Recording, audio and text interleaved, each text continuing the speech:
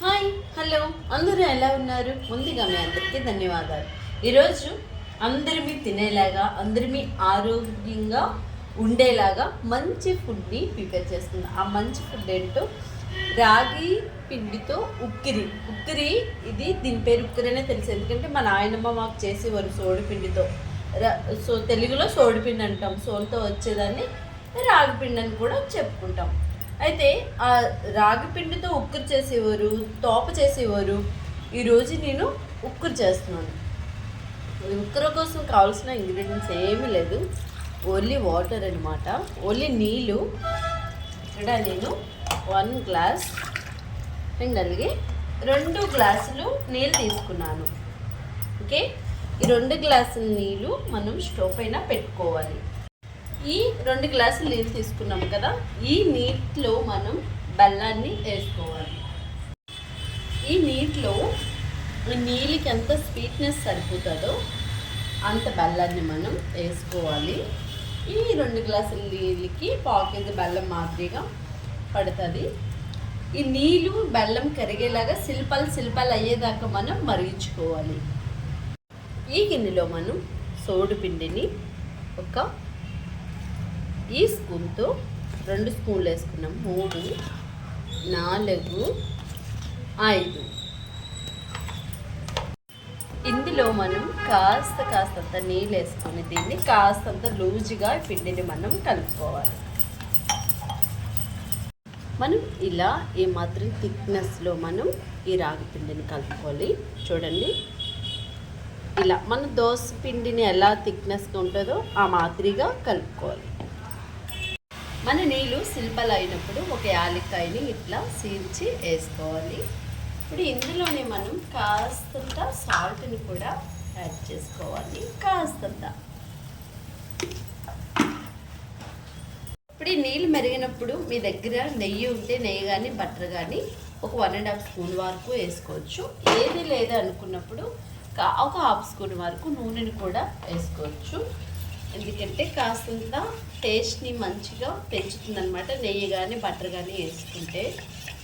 Okay, మన నీరు ఇలా శిలాపల అయిపోయాయి కదా, మనం తీసుకున్న పిండిని వేసుకొని గ్యాస్ని ముందు సిమ్లో పెట్టుకోవాలి. నీళ్ళు మరిగాక గ్యాస్ని సిమ్లో పెట్టుకొని దీన్ని ఇట్లాగా మనం కలుపుకోవాలి.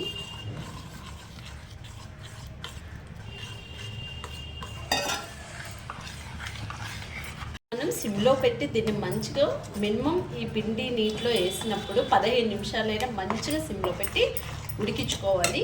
ఇప్పుడు నేను కాస్తంత టేస్ట్ చేశాను, బెల్లం తక్కువగా అనిపించింది. కొన్ని బెల్లాలు స్వీట్నెస్ ఎక్కువ ఉంటాయి, కొన్ని బెల్లాలు స్వీట్నెస్ తక్కువ ఉంటాయి. దాన్ని బట్టి మనం ఇలా ఉడికినప్పుడు కూడా కాస్తంత బెల్లం చాలకపోయినట్టు ఉంటే స్వీట్నెస్ ఇంకొంచెం బెల్లాన్ని యాడ్ చేసుకోవాలి.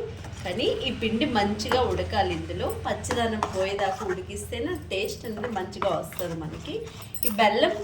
ఈ పిండి ఉడికి మంచి టేస్ట్ అయితే ఇస్తుంది. ఇలా చేసుకొని ఆడపిల్లలకి మెయిన్ పెట్టాలండి. సోడిపిండితో తాపు చేయొచ్చు, సోడిపిండితో స్వీట్ అట్లా వేయచ్చు, సోడిపిండితో చపాతీ చేసుకోవచ్చు, ఇంకా సోడిపిండితో దోశలు వేసుకోవచ్చు, సోడిపిండితో ఇంకా సొక్కులు కూడా చేసుకోవచ్చు. ఆ సొక్కులు మా నాయనమ్మ బొగ్గుల మీద కాల్చేవారు, పిండిని గట్టిగా కలిపి అరిచేతిలో వద్దనమాట. దీనికి చాలా పిల్లలకి ఎముకలకి చాలా మంచిది.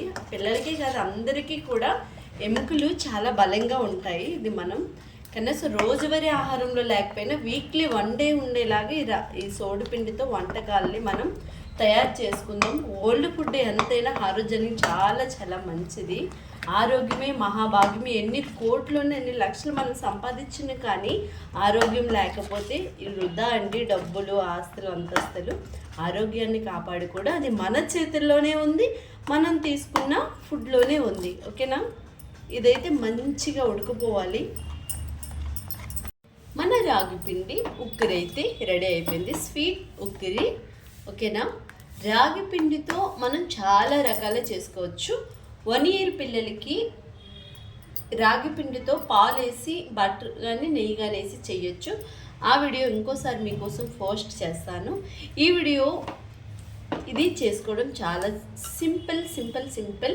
అందరిమీ ఈవినింగ్ స్నాక్స్ లాగా తినొచ్చు. ఓకేనా,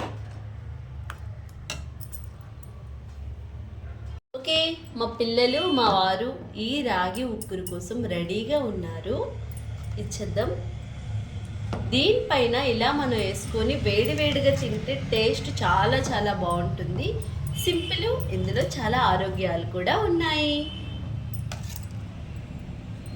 చేసుకోవడం చాలా ఈజీ, ఏమి ఇంగ్రీడియంట్స్ కూడా మనకి అవసరం లేదు. ఇది గోరువెచ్చగా వేడివేడిగా తింటే టేస్ట్ చాలా బాగుంటుంది. చల్లగా అయిపోతే టేస్ట్ మారిపోయి కొంచెం చప్పదనంగా అనిపిస్తుంది. ఓకే,